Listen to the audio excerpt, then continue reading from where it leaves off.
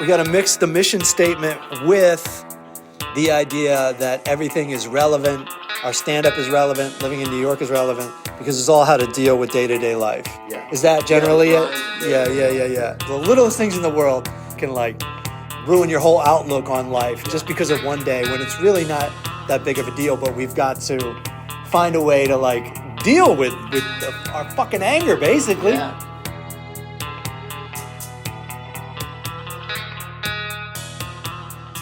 Welcome to The Power of How. I'm Matt Fulcheron. I'm here with Daniel Torado. Hey. I'm here with Brennan Tassif. What's up? Yeah. I'm 12 days into not drinking beer or any alcohol. Wow. I have been having my non-alcoholic beers, but I don't count that. How are you feeling though? Because we were talking last week, and you were kind of like, "This sucks." I felt horrible on a different level than I expected because any other time I tried to quit drinking, I was a raging booze hound, and so to quit I would only last like 2 or 3 days, and it would be more about wanting to be drunk. Yeah. This isn't about wanting to be drunk.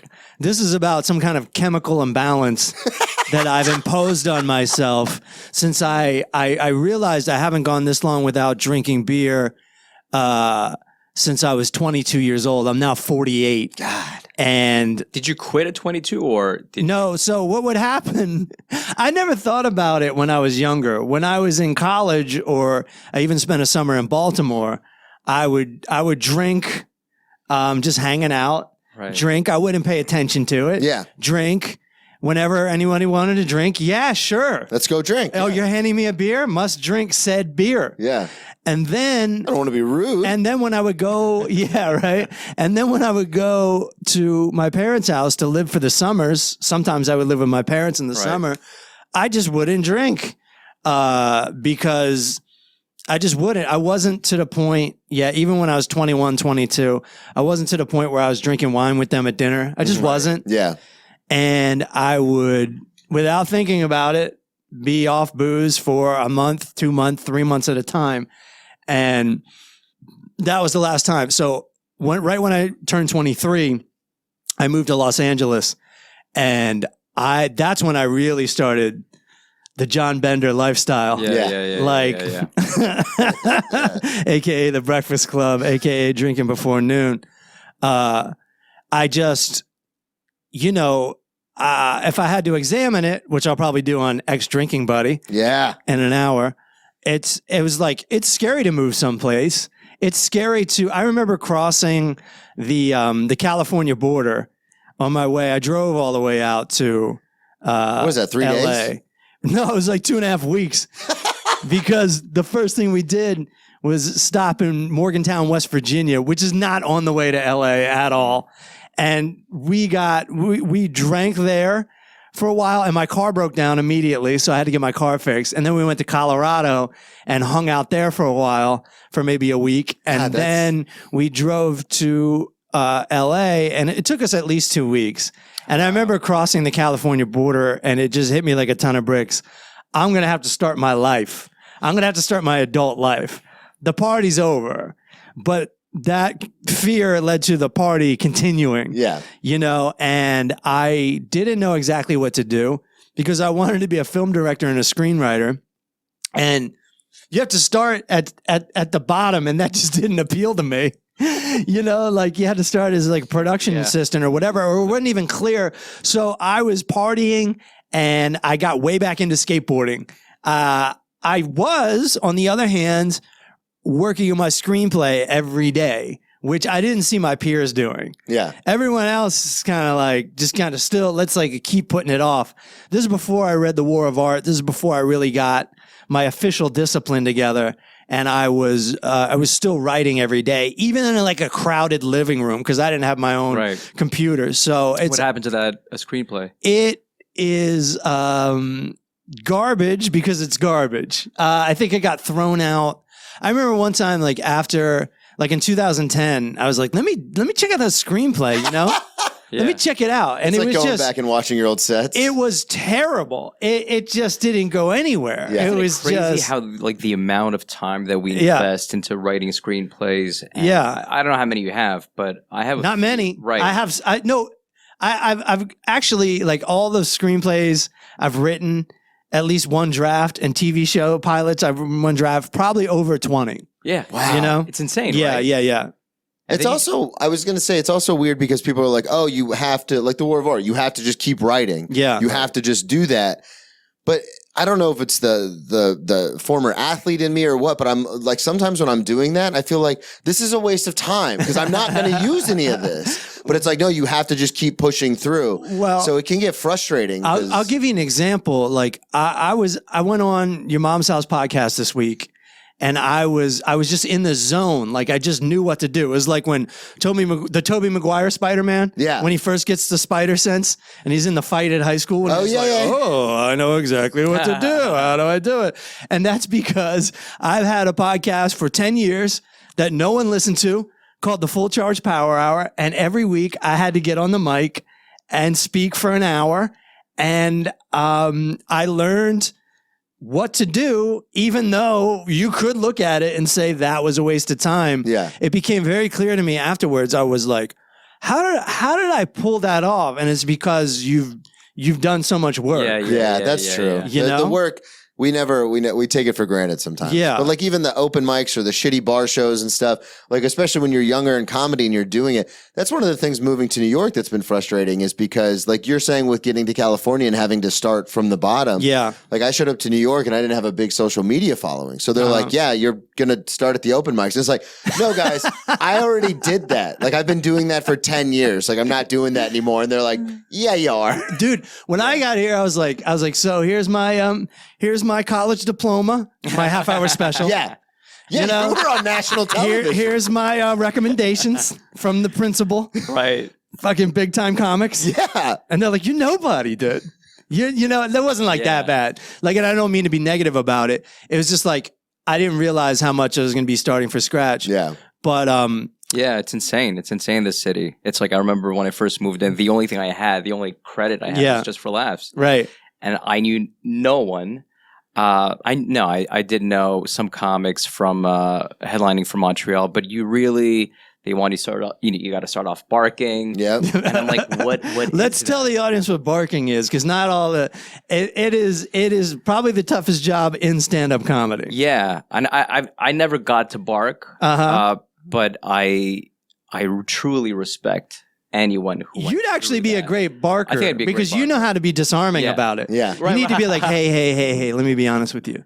Jerry Seinfeld's not really going to be at the show. Right. Like, because that's how they do it to those that don't know. It's like Jerry Seinfeld, Wanda Sykes. It's like all these names that you are not going to see. It might as well be a list of people that aren't going to be there. And the way we do it now. Let's explain what barking is. Yeah, the way we do it now is you find comics that are younger but really want stage time, and then as the owner, this is my experience, the owner or the booker of the comedy club will go, yeah, we'll give you stage time, but you need to sell X amount of tickets outside. So you have a big stack of tickets they give you, and you go outside, and then just anybody walking around, you go, hey, live comedy, huge comics, big names, and you try to sell the tickets. And then what happens is I know some comics that are actually like, they're professional comics, not on like a huge level, but they like feature and stuff, but they bark because they get a percentage of the tickets they sell. Right. So you sell the ticket for $20, you get 10, the club gets 10, and then you get stage time on top of it. Wait, so they would get money off the tickets? Yeah. So like that's how it works currently with a lot of places. Because back in the day, you would get no money. Yeah, But it was just stage time. it was just stage But time. really, that was the agreement. It's like you go out and advertise this show, Right. and then you get to do your 5 minutes. No, your and not 10 even minutes. that, but when I first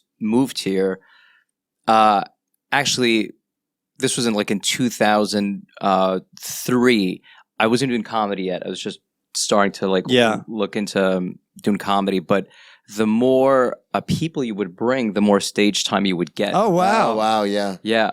So that's kind of fair when you think about it. So if you're a good barker, you better be a good comic. Yeah. Because you got to do Working 15 about minutes now, asshole. Right.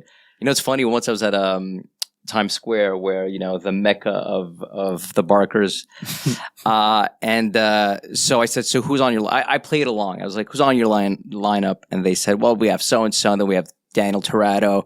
And I'm like, who's Daniel Torado? And he said, oh, man, he's coming out with a movie right now. He's on Letterman. I was like, oh, really? What movie is that? Oh, So he had no idea who you were. No, he had no idea who I was, but he was selling the show. And I was like, I heard about Daniel Torado. And I was like, yeah, he has a crazy big movie coming up. I was like, oh, who's in the movie? I don't remember, but I know it's big and it's coming out soon. And he did Letterman and he was on Conan. I was like, yo, I am Daniel Torado. You're full of shit. Yes. And I couldn't, it was just, and that happened twice. I was opening for Daniel Tosh on his first theater date in 2007 in Seattle, Washington. And we were walking into the front door of the theater. Oh. And this scalp was like, yo, Daniel Tosh tickets. To you guys. To Daniel Tosh himself. Oh, that's hilarious. Wow. Yeah, that was wild. Do your homework. That's like, dude, It's funny because it's like a trope in movies and stuff where they're like, I'm on the poster. But when it actually happens, it's hilarious. Because you're like, wait, what? Like I've done smaller shows in Florida at like different venues like that are actually for like stage performances and stuff. And you go to walk in and there'll be like a ticket taker or security and they'll be like, hey. And literally my face is like I'm like, hey man, like it's a showcase. There's like 7 of us, but we're all on the poster. And I'm like, oh, I'm on the show. And he's like, yeah, sure you are. Ticket? And I'm like, no, I'm on the show. And they're like, yeah. And it's like, dude, just turn around.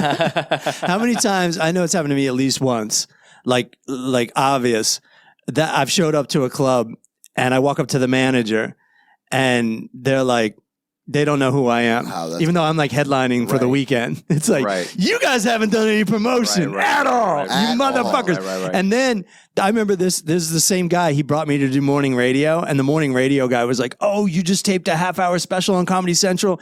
He's like, this is so good for you. You're gonna like blow up. And I remember seeing the like club owner like slowly look at me like, oh my God, I've got a live one here. like he seriously looked at me like with like new respect. So he's like, I need a better car for the drive home. Wow. This is a real comedian I got at my club. Where was this? This was in Milwaukee. It was the Milwaukee Comedy Cafe, which used to be run by bikers. Like Hell's Angels and shit. And it still kind of was. And I remember they're like, we got a new condo. And this is after I did a 2-month tour with Daniel Tosh, like staying in nice hotels and stuff. Yeah. They put me in this condo that it wasn't new. It was new to them. They just got the lease. And you could hear rats in the walls. Oh. Just like tons, like 50 rats you could hear in the walls. And it was just terrifying and disgusting. And I had bed bugs once. Oh, yeah, man, bro. Fuck. It was in Ottawa, and I was at the condo, and we had just dealt with bed bugs. I'd say maybe a couple of months right before. Yeah. And so we moved to this new apartment in New York, and we didn't know that the man living upstairs from us had dementia. Uh-huh. And he was living with millions. I mean, millions of bed bugs. They were living on his body, armpits, everywhere. Oh my God. So the exterminators literally came like 8 times to our place. And we said, this is impossible. Like, how many times do you need to come? Yeah. And then finally, because I remember once it was the 8th time and we found a bed bug that same night. And I said, we got to go to a hotel. Something's going on. And then finally we found out the guy upstairs, a few days later, he died. They went upstairs. They were in the walls, the ceilings. They were on the sofa, like morphing into like eggs. I would see eggs, and bro, it was so gross. Yeah. And so I had just dealt with that. We had to move, and it was a great apartment. It was like it was a literally perfect location. And then we had to move. We were so stressed. We had no more money. My wife had no job. I was living off savings. Yeah. I spent $20,000.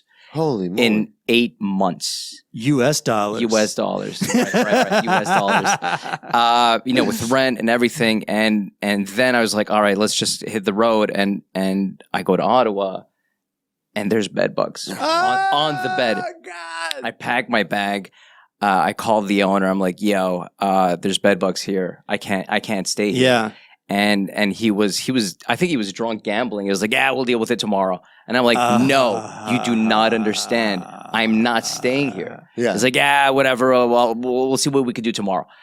I grabbed all my stuff, did the laundry because I Yes, knew what to do. you knew protocol. Yeah, exactly. Yeah. Put everything in do the laundry, high heat. Plastic bags and stuff. Yeah. Right. Put in the garbage bag, everything. I was sharing the condo with another comic. And he was like, I don't know what to do. I was like, dude, I am sleeping in my car. Yeah. I slept in the car. He slept in the hallway. Oh my God. Yeah, and I guess the super saw him, and he said, "Well, you can't stay here. I have a vacant room." So he slept on the floor the whole weekend. God damn. And then he said, "You know what? I'm leaving. I'm not doing this weekend." I was like, "Bro, just whatever you do, don't burn a bridge." Right. Like Don't you want to do this again? Yeah, right. And we were co-headlining. It was the first time I was co-headlining. Oh wow. So I'm like, we need to do this together. And then I convinced him to stay. He was miserable. He slept on the floor the whole weekend. Yeah. I was lucky enough to find a friend in Ottawa, my brother's friend, Yeah. who had me stay with him for a couple of nights.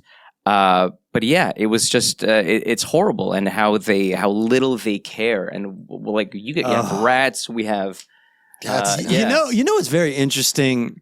There's almost like a passive aggressiveness towards the comedians at the comedian. Yeah. So first of all, Right. for those that don't know, when you're a comedian, a club will rent an apartment and they call it a comedy condo, and somebody's in there every week, and they're not always great about cleaning it, and it's not always ideal. Even though when they're driving you to the condo, every single club owner goes, "This is the best comedy condo you're ever going to stay at." Right. They always say Right. that. This isn't even a comedy condo. Right. You would pay to stay Yeah, here. yeah. They always say that. Yeah. And then you get there and they're full of shit, and Yeah. they don't even sweep the floor half the time. Yeah. And there's always, and my first road gig, A lot of times you have comics who want to work the club who clean the rooms. sure. And no comic is going to clean a. No. Yeah. They want. No, yeah. the reason why someone's a comedian is because they're shitty at their job. Right. So, I forget. Oh yeah. So what they'll do is, so many times they have no curtains Right. in the bedroom. Right. So the morning sun is just In there. beaming in at 7 a.m. And it's Yeah. like, good goddamn well that comedy shows take place at night, Right. and that sometimes we don't get off work till midnight, Mhm. and we don't get to bed till 2, 3, 4. And they're just like, curtains are like $12, man. Right. You really think we can afford that? Yeah. I mean, we can barely afford to pay you. I know. That's obvious. Yeah, it's brutal, man. And I remember the owner said, "Yeah, we threw out the mattress."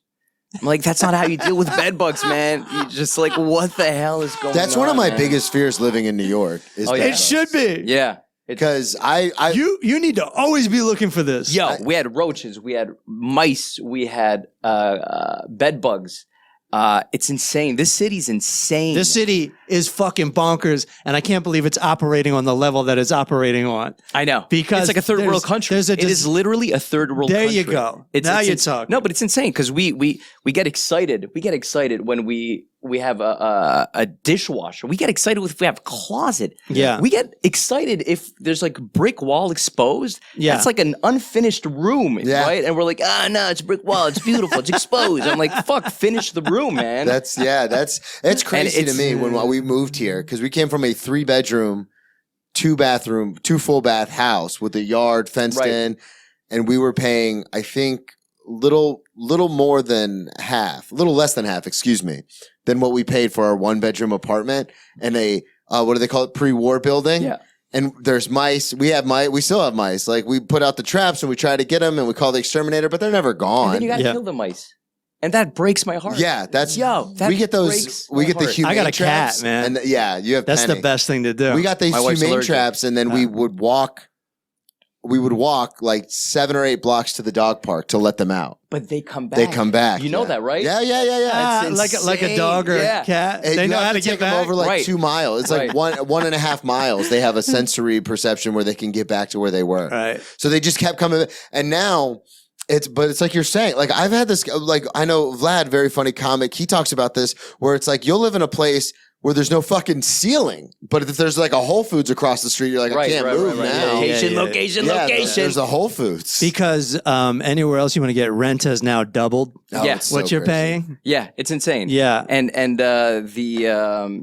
How did you kill your mice, by the way? I did it. Guillotine. Oh, you did it. Oh, Tiny guillotine. No, I put them in the traps and then I walk them out. And then when they come back, Right. I put them in the humane traps same and I thing. walk them out. Yeah. Man, We have- so much. We have kids. Yeah. So you have to be more no. careful. But you And a hammer. I love. you want to hear this? You want to hear this? Yes. Yo, the first time I wanna hear the I'm so Buddhist kill a embarrassed. mouse. No, oh man. I was like, what's the quickest death? Yeah. Because we found one in my daughter's room. So we're like, we found out that as well that if you can walk a mile and they'll come back. Yep. So I was like, what's the quickest death? And I don't know. So I put like 2 in a garbage bag. And I just like, I just like swung the bag, like I smashed it multiple times, like honestly, like 4 or 5 times. And I did it with such velocity because I just didn't want them to suffer. Yeah. He's And then cried. I'm so sorry. I cried after. Yeah. You didn't open the bag, did you? No, Okay, crazy. But my yeah. neighbor said, "Why don't you just drown him?" I'm like, oh man. Tie a tiny brick to their Right. tiny leg. God. And even when I drown him, it's like it Even when I try. it kills. me. Yeah. Yeah, it's kills- heartbreaking. I was just thinking that'd be a great promo. It's like, it's about positivity, and we'll just have that clip of you like killing rats. Well, this is something that's happened to me where I'll put out the humane traps and they're like a little room and then they Yeah. walk in and it shuts them and then you like take them outside. But when we first moved in, we had such a problem. We had like 5 or 6 running around and we're like, all right, we got to figure this out. So we put traps everywhere and I had forgotten about some of the traps. So then we're spring cleaning one day and then you open it and you smell. You can smell you can it. start to smell it. And I bawled because I saw it. A skull. No, I started bawling like a baby because I was like, the last thing that happened to this mouse was it was in a cage looking out at the whole apartment like Right. and it just starved to death. Yeah. And I would like started crying and I was like, no. Yeah. It is painful. Yeah, because because that's the worst way to go, like starve to death in a tube. Sure. I've done it. And also the fourth apartment, we found a beautiful house. We live on the first floor, and it's wonderful. The landlady, she lives in the basement. She's a Greek lady. Yeah. Wonderful, good heart. And we're so happy. And it's the first night, and I just woke up in the middle of the night, like at 3 o'clock in the morning, to get a glass of water. Hundreds of cockroaches. No. Hundreds. And we have like boxes with food. They're all over the food. They're everywhere because when a place is vacant, because they were renovating, they go in. And I was like, what the hell? That's like the level of stress that one needs to deal with. We got a package yesterday from UPS because UPS, they used to do this thing where they would drop off the package in front of your house. They don't do that anymore. Yeah. Now they leave it at the laundromat. Oh my 3 blocks, God. not even at the closest UPS, Right. or post office. They leave it in a laundromat 2 blocks away. I went to pick up the package yesterday. I walk in, bags, like laundry. People leave their laundry bags. Laundry's done, folded. And I walk in, and the lady was Chinese, did not speak a word of English. I'm like, UPS bags. Like, she said, oh, yeah, So she points, there's like, I'm not kidding, maybe 30 boxes. This poor woman, this is her job now? So right, exactly. Somewhere on the floor. And I'm like, okay, I'm giving my name. And she has no idea what I'm saying. And she just points to the boxes. So I have to climb, I have to put a ladder. It's on top of the machines. I have to go through all the boxes. Every name on the floor. I'm like, I can't find this. Yes. Finally, after like 10 minutes, I find a box. And I'm like, where are we live? They do this in third world countries where we just drop off. Dude, it's insane. It's crazy. And it's more expensive to live like this than it is anywhere else. Yeah. Yes. My wife has been telling me for years, she's like, I want to own, I want more space. Right. I'm tired of the weather. I'm tired of. We've gotten bed bugs. She wants to get out. She's telling me over in tears sometimes. She started her job. And then I went to Austin and I was like, maybe we could move here. She's like, I love New York. I can't move. Well, I'm like, you've been bluffing this whole time. You said it to me when I first moved here, and I was telling you about some of the stuff. You go, man, even the Ramones kept talking about trying to get out of New York. He's like, everyone moves here, and then the first thing you do when you move here is go, God, I want to get out. Yeah. But then when you're faced with, I think about it all the time, because I have an out. I could go back to Florida, and I could actually do better comedically as far as doing shows and stuff if I went back to Florida. But it's this is where you need to be. This is the experience, and you're here now, and at the age we're all at, you guys are a little younger than me, but still, if you leave, it's going to be a pain in the ass to fight to come back. Yeah, you're never coming back. Just so you can fight to stay here. It's insanity. And just getting to this podcast studio was a fucking epic battle you can make a movie about. Right. Just dodging everybody. When you're telling these stories about barkers, I'm picturing for the audience, it's not just the barkers coming after you. It's almost like things above you, things next to you. You're trying not to step in dog shit. Yeah. There's all these things going on and you're bumping into people. Somebody on the subway, I felt somebody on my wallet. I turned around, is someone trying to steal my wallet? This is on the way here. Yeah. And it's a woman selling candy with a kid on her back and another kid in tow. Right. Well, and I smoke. So Dan Soder has this great bit where he says the orange ember of a cigarette is like a lighthouse for the mentally ill. And he's 100% right. Because you go outside and there's all that shit going on. The second you light up a cigarette, people will flock to you. Yeah. Hey, man, let me talk to you. Hey, man. Hey, man. Hey, man. Hey, man. Hey. And it's come on. Right. It's $20 a pack up here. Yeah. I don't mind helping people out, but this is ridiculous. Just a side note, the most edgiest Jerry Seinfeld joke I've ever heard, and it's not one of his famous ones, but it's something he did on Letterman. And the premise is you can't win an argument against someone who's smoking a cigarette. Oh, really? And it's brilliant. I heard it. Yeah, and I'm not going to butcher it. Go look it up. But he talks about just the advantages you have. I can't remember exactly. Yeah. But the ending of it is, and then when they put the cigarette out, the conversation is over. Yeah. Right. Well, I guess we're just going to have to disagree. Guess we're done here. But they still sound like they're winning. They still sound like they're in control. Of course. I heard an edgier Seinfeld joke. What's that? Again, I don't want to butcher it either, but the premise was, which I was shocked. Yeah. I heard him say this at Gotham, but it was about how animals just, have sex at a dog park, or they just hump each other. They just jump. And so he compares that to rape, just at dogs. Yeah. I heard that one. Yeah. Right. But that was not very, because when you said the edgiest Jerry, I was like, I think I've heard him do a bit about rape. Right. Well, here's the other thing too: is you think of Jerry Seinfeld as a clean comic because technically he is. But if you watch even the little 2-minute bits that are on the TV show, the culture has changed so much that they really do come from a cynical, almost evil place. Yeah. And he even says things that you're not allowed to say anymore. I can't think of an example. Yeah. But there's certain things you can't. And that show even. There's certain episodes where you're like, what? Yeah. They push it and they're commenting on they were aware of how PC the culture was becoming. And so they're already commenting on it. But they're in the lane of we're not PC. Yeah. But that's why I think I'm less attracted to New York today. I'm not sure if we spoke about this before or not. I don't think so. But I feel like I'm less attracted to New York. I feel like it's easier to leave New York today than it was 20 years ago. Just because back in I never lived here in the 80s or the 90s.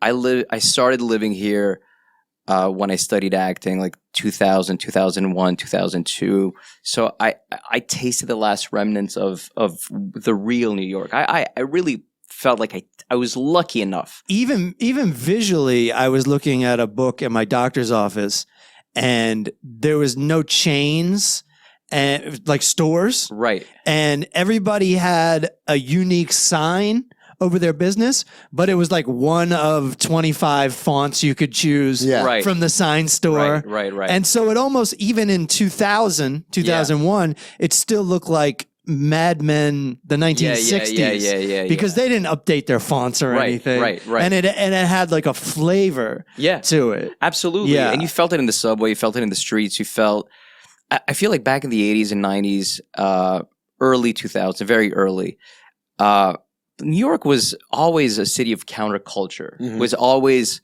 a punk city. Yeah. And artists would, I feel, as much as we're doing everything today with social media and writing and editing and podcasting and all that stuff, we're still in the realms of comedy. Whereas before, poets, singers, artists, photographers, painters, they would all get together. There's a real sense of community, musicians. Even just rappers. Right. Like they used to have, Graffiti at that time, artists. they used to have like rappers would just sit on a street corner and like battle. Yeah. I didn't see it. I seen it in a documentary. Right. But you're right. There was a lot more. It's interesting too, because when I was looking for a new place, I was like, there's got to be like some sort of not convent or hostel, like something where all these artists are living. And out of all the searching I did, there was one. They're Bushwick. They're in fucking Rhode Island now. Well, there was one, and it was on the outskirts of Brooklyn. Right. Yeah. And it was like it just didn't say bedrooms. It just said 7 beds and like 5 people that were currently living there were all different kinds of artists. And the funniest thing was I read it and I go, oh, they don't want a comic there. They're like real, like artsy fartsy kind of like, they're not going to want me there like telling dick jokes. But then the other part of me was like, then there was another part of me where I was like, how is there, and all this searching I've done, and I was Googling like artist compound, artist like housing, all this kind of stuff. And I found one thing and I was like, this is New York. Like it's the Mecca in the United States for art. Well, don't you know that, the premise of the Kramer character was Larry David lived in a high rise that was funded by the city, where if you were an artist, you could get really cheap rent there. Oh, really? And so the Seinfeld apartment with Kramer across the hall is Larry David's experience in one of these I didn't know places. That. Oh, okay. And they don't have that anymore. No, that's because I literally I was like, there's no way that in New York, like I can understand when I was living in Florida, they're like, what is art? We don't understand what that is. But in New York, it's one of those things where it's like, there has got to be, with all the public housing, the housing authority and everything, there has got to be like a rent stabilized or a rent fixed thing for people who do, like, as long as you could show that you're an artist, and there's absolutely not downtown used to be affordable. Yeah. People used to live, artists. As it should be, by the way. But now, so my point is it used to be a city of counterculture. It used to be a city with edge, but I honestly feel that it's become a city of culture. Yeah. There's no more counterculture anymore. Right. It's just money's running it. Wall Street's running it. Finances, you got to be rich. Like the average salary, if you live in Manhattan, is $100,000, and the average salary in Brooklyn and Queens is $30,000. Me and my wife make $100,000 together, and it don't go far. Yeah. Right, but that's together. In Brooklyn, that's together. Right. Yeah. And even Brooklyn's getting expensive. It so sure everything is. went from downtown to. I bought an $11 turkey sandwich yesterday. I was like, "What the fuck? I could buy 8 turkeys." That's pretty cheap. I know, but it's like Brooklyn. You figure I know. it's like. The fuck! First of all, I'm like $10, and then there's like 89-cent tax. I'm like, motherfucker! I can't even enjoy this sandwich now. Well, that happened. 10 years ago, it was $7. Yeah. That's what happened to me when I was looking for a place. Everyone's like, oh, you're going to get your own place? So I was like, well, let me see. I'm 34. I have a good job at the restaurant. Right. I also do the podcasting. Maybe I can afford my own place. The podcasting. No, I can't afford shit. I was literally looking for studios on the outskirts of Brooklyn, like Park Slope, like way the fuck out there. Still, like $2,200 a month. And I'm like, come on, man. And we had to lay down like 4 months rent ahead of time just to get our apartment. Yeah, luckily. And they won't fix shit, by the way. No. Right. My apartment that I'm moving into in a couple weeks, luckily, at the time they asked for first, last, and security. And I was like pissed because I was like, I'm not moving in until February. You want rent now? But I paid it. Plus broker's fee. Oh, no, I didn't have a broker's fee because I found it through the guy who was living there. But usually there's a broker's fee first month, last month. And then it was funny though, because I was all pissed off, and it actually ended up being a saving grace because January is the second slowest month of the year at the restaurant. And I was like, oh yeah, I already paid my rent for February. Like I don't got to worry about nothing. Right. I'll take the whole month off. Yeah, fuck yeah, man. I was watching a newer Woody Allen movie, and so now he has like Which one? It was the one, I don't even know the name of it, but it takes place in New York, and there's always like Well, they all take place in New York. Yeah, but it's like a surrogate Woody Allen character. Who is it? That Who's kid it? from Dune. You know that kid from Dune? Timothy Chalamet? right. Yeah. And he's That's like great. a really That's great. good Woody Allen. Yeah. And he goes, yeah, he's like, everybody's moving to Brooklyn. And he goes, next step, moving back in with your parents. Yeah. And I thought that was so funny, like because Unless they live in Brooklyn. it's a better Rican joke. It's like we used to move downtown if you want to be an artist. Then it's Right. Brooklyn. Next Right. step, moving in with your Right, parents. right, And right. it's like I thought that was so fucking funny, man. Yeah. Yeah, I was lucky to find the place that I did. And I told you guys, but this was a total New York story. The lease, the original lease is from 2004. Uh-huh. And then they just keep like switching people out. Yeah. So when I went to sign the paperwork, it said original lease date like February 2nd, 2004. Uh-huh. And because it's one of those big buildings, I don't know if it's rent stabilized, I don't know what the term is, but because it's still that lease, they only raise the rent like a maximum of 5% a year. Right. Maximum. Right. So like our That's rent, a lot, though. but our rent went up from 24 to 27 in a year. And I was like, that's That's nuts. because of COVID. That's what everyone said. But when we Right. moved in, we checked the market and everything was around 24, 25 where we were living. So it went up like a few $100s. I went to sign this paperwork and it was like, oh, this is how much your rent goes up. It was like $68 total for everybody. And I was like, yeah, I'm going to sign this very quickly. Right. But you know that you can say no. You can refuse. Yeah, I didn't learn that until after we signed the lease. And then every Right. person who's lived in New York was like, you know, you can negotiate with them. And I was Yeah. like, no, I had no idea. The power of how are we still here? Yeah. You're listening to Living in New York. Right. Yeah, that's a good one. The power of how are we still here. I don't know how. And the energy, just to get into one of our segments of Sure. Was I a Dick? Yeah, that's That happened to me this morning. okay. I got a Let's fresh do one. it. I got a fresh one. And I think I was a dick, but All right, let's get into it. This is what I love about our segment, though, where I was like, I Yeah. think I was a dick. And then where I was like, oh, you weren't a dick. Yeah. But let's see. No, Let's see. yeah, Maybe well- you'll be a dick. We need to start pushing it here. Yeah. yeah. There's some dickiness. All right. Let's do it. So again, it all comes down to ego. So I'm on my lane, right? And I got to switch over. The car in front of me is turning left. We're at a light. The lane right next to mine, they're going. So I have my flashers on. I obviously want to switch lane. One car doesn't let me pass. They clearly see me. Sure. Second car doesn't let me pass. Clearly sees me. The third car, there's enough space for me to move in. I'm kind of like sliding in. He rushes through. Oh, yeah. A third cut. I get behind him, and then out of spite. I go fast. I pass him and I go in front of him. Uh-huh. Now at this point, he doesn't let me go in front of him because Yeah. it's an ego battle. Yeah. Yeah. And then so there's a truck right next to me, and he's willing almost to crash into me. Yes. So not to let me pass him. Yes. And then he passes me. He wins. I go next to him. I lower the window. Yeah. Now we're talking. What does he do? He lowers the window right. at the same time. Fight.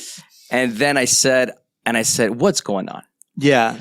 Daniel can be aggressive. He's No. like, And- what's up, man? And then he said, so you gotta wait your turn. You gotta wait your turn. I was like, you saw me coming. I waited for 3 cars, not 1 car, not 2. You get 3 cars. You gotta wait. I said, I did wait my turn. I waited 3 cars. And you saw me and you still didn't let me pass. Yeah. And you're willing to get into an accident Yeah. just because you're not checking yourself. Right.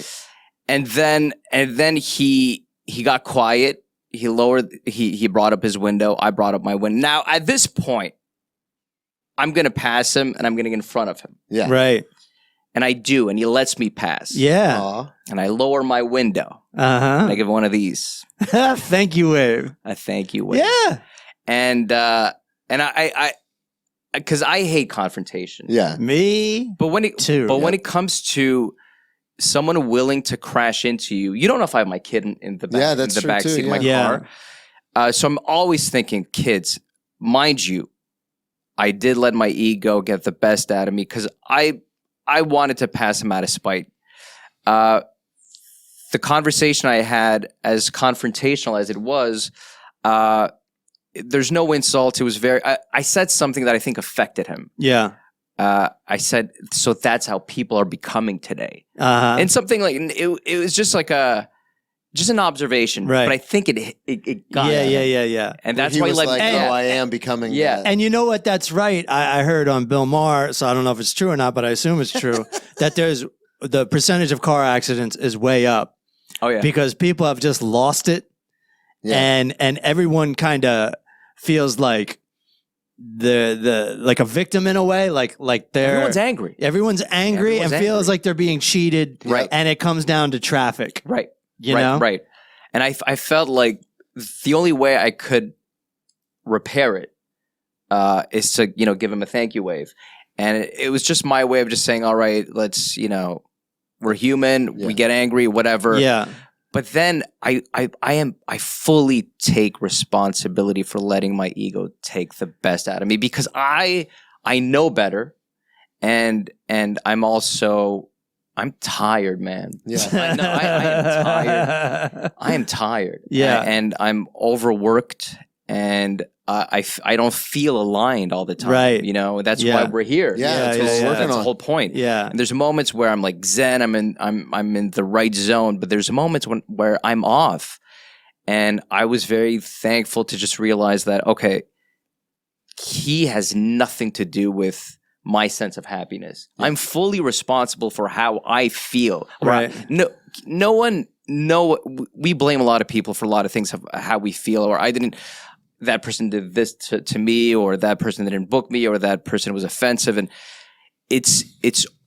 you are fully responsible of giving that person the power to dictate how you feel. Mm-hmm. And that's when I realized that I do that, I take full responsibility. I hate the word should. I hate the word should because I think it's such a dirty word. Mm. It's filled with guilt, with Catholicism, with Christianity. So that's why I feel like shit. Yeah, but there's a huge difference between, and I actually got that from my acting teacher, who was Richard Pinter, who was one of the wisest teachers I've ever had, and you have to replace the word should with must. Uh-huh. And when you say it and when you think it like instead of saying I should be writing, it's there. There's a heaviness. Yeah, there's a heaviness there's guilt. There's like I should write.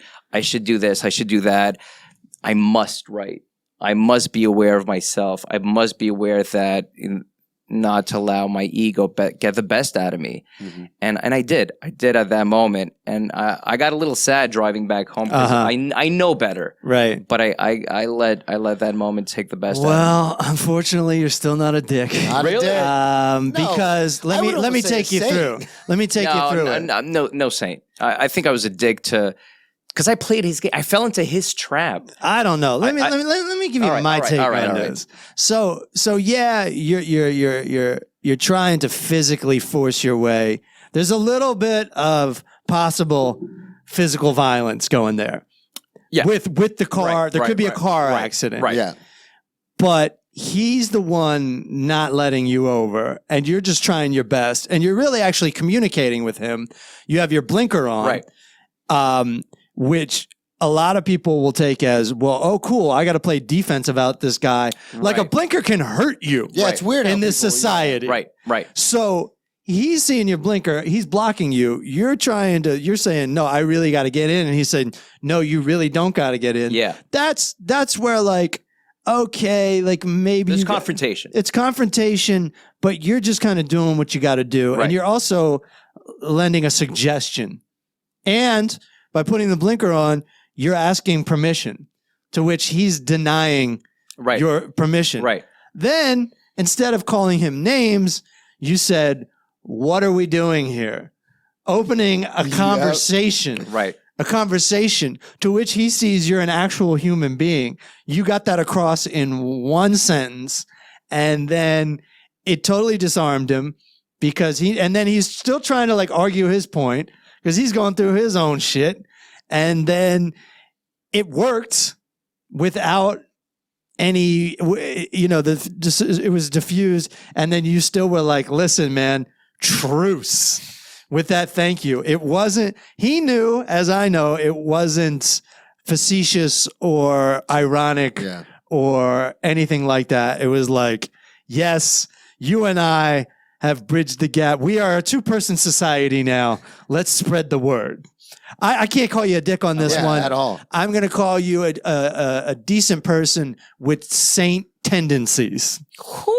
Yeah, that's what I'm saying. What the hell? Because you actually, whether you know it or not. Let's not forget that I also sped, and I fell into his little world of macho-ness, and I wanted to.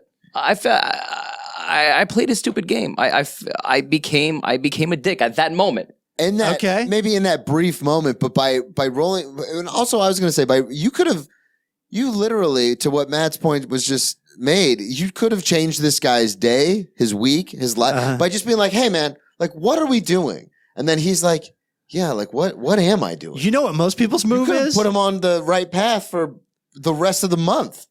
Yeah, he might pay it forward like Kevin Spacey. You know what most people's you know what most people's move I'll is? start stabbing people. I think you got same tendencies. That's how you stab. You clean the knife. You clean the knife. He went to the hospital. That's where they found the cancer. Without you, never find it. Your Honor, he's clearly a decent person with same tendencies. No, most people pull up next, make eye contact, and go. That's it. And it goes nowhere. And you'd still be in the car because you never would have got over. And you accidentally went through a fucking tunnel. And now you're in goddamn Queensboro, Queens or something. Is that even a place? I was in, and this wasn't me, it was my friend Lance was driving. We were merging into the Lincoln Tunnel one time. After a 6-hour drive from Pittsburgh, by the way. God. We're finally home. And he's playing merge chicken with somebody. And it ends up being a 3-mile-per-hour accident. They still crashed into each other and scraped each other's cars. And then the other car just kind of took off. And then it was so fucked up because when we got to New York, they're like, the cops are like, well, that happened in New Jersey.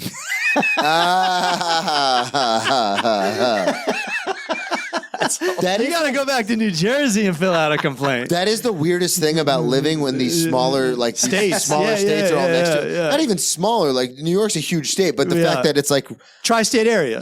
It's so bizarre to me because growing up in Florida, where you're just always in Florida, like here, like I went to go visit a friend of mine, and she lives in Jersey, and so we go over to Jersey. And it's like, oh, like this isn't, I was like, oh, I'm just going to take a lift home. And she goes, oh, well, be careful. Like there's different lifts because you're not in New York anymore. And I was like, wait, what? She's like, yeah, there's different state laws. And I'm like, this is mind blowing. I'm like, wait, huh? Yeah. So we were just on the path for 10 minutes. Now all of a sudden I got to deal with different laws. I took a taxi from Newark this week to Brooklyn. And I couldn't believe how, because there was so many. It's expensive. It was expensive, but there was so many flight delays. Yeah.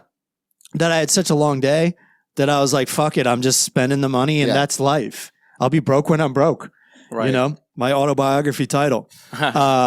That's a good book. But it was such a different type experience. The guy was listening to sports radio. He wasn't on the phone. Yeah. He was like, he seemed like a legitimate, like Newark resident. Yeah. Like a regular dude. Right. Like, I don't mean like regular versus unregular, but it was a dude that was like born in this country and was like a fucking New Yorker type guy. Yeah.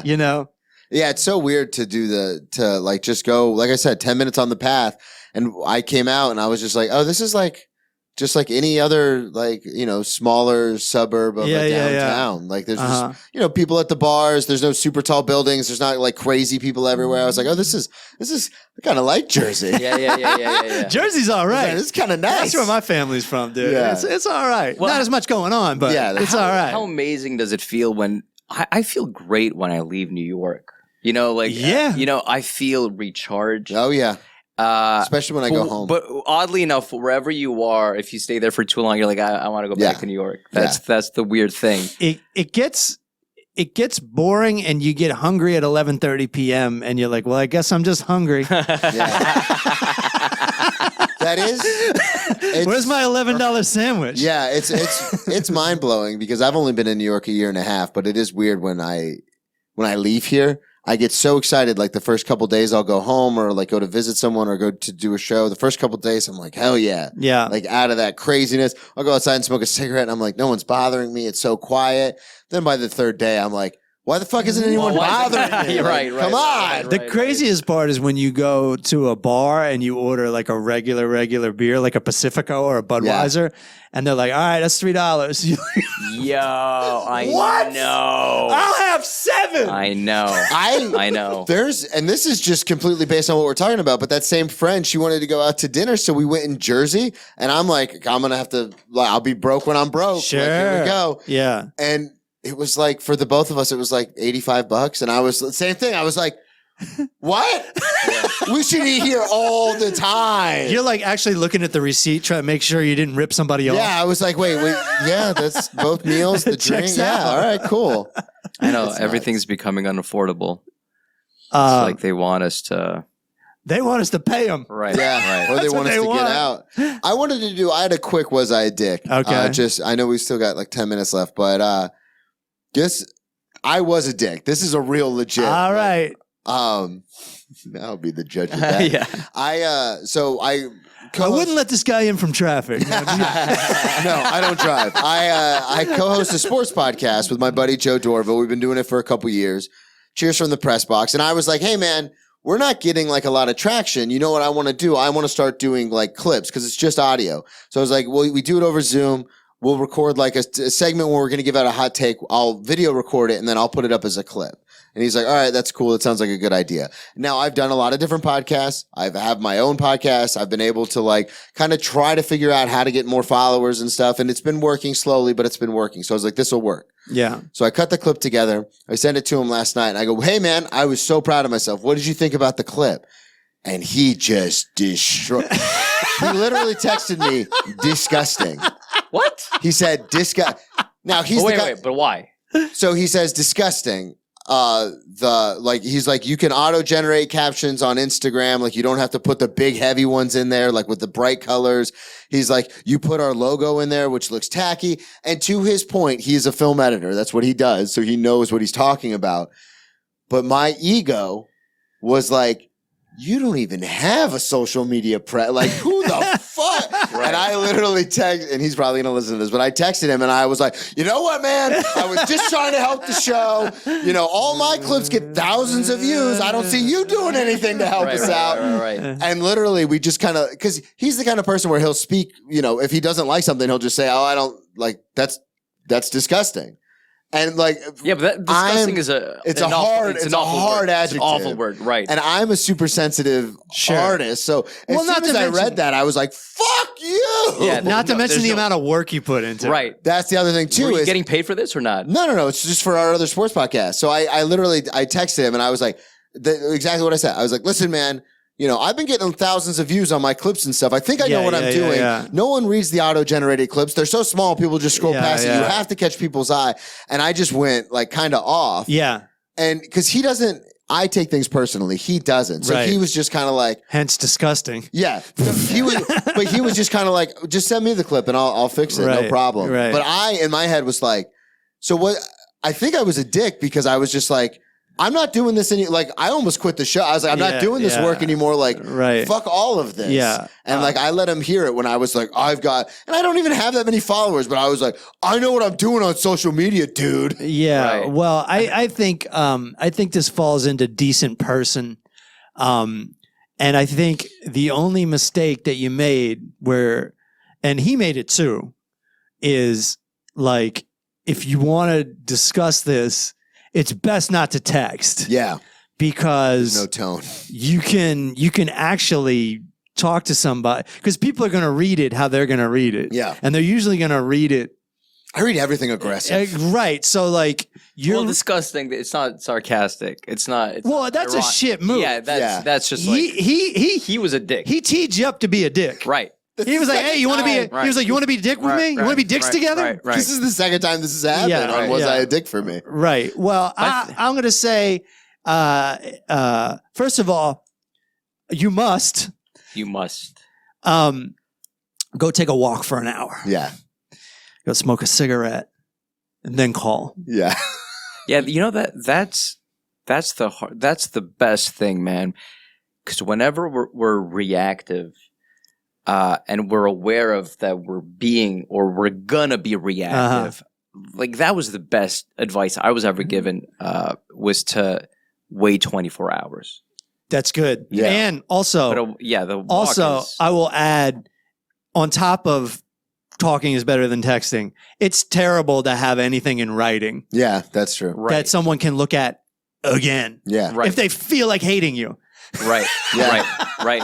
Was it you who was? Somebody told me that they had like emails or something from like back in the day, and whenever like sometimes they just read them just to like. Not me. Okay. Because I'm like, I hate emails because I like negative emails because I read them once, and then I like a sadist, just read them again. Yeah. Right. And just take the abuse. And if it's someone that like knows how to push my buttons, or it's something that affects me in a way that I agree with it in a self-conscious way, then like I'm like, this negative thing about me must be true. I think it's in writing. Yeah. Let me read it again. Yeah. And I've learned to delete it Yeah. and just fucking block them.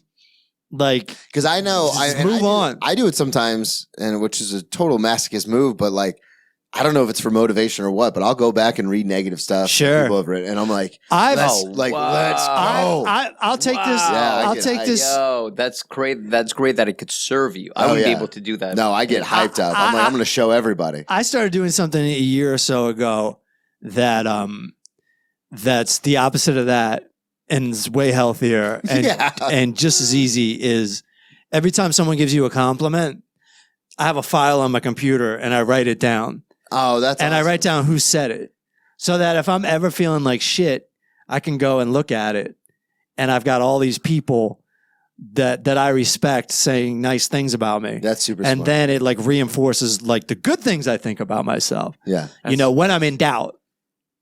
I have a third perspective. Okay. I get what you're saying, and I get what you're saying. Yeah. I think whatever serves you. Yeah. I agree with both. My dilemma is sometimes I feel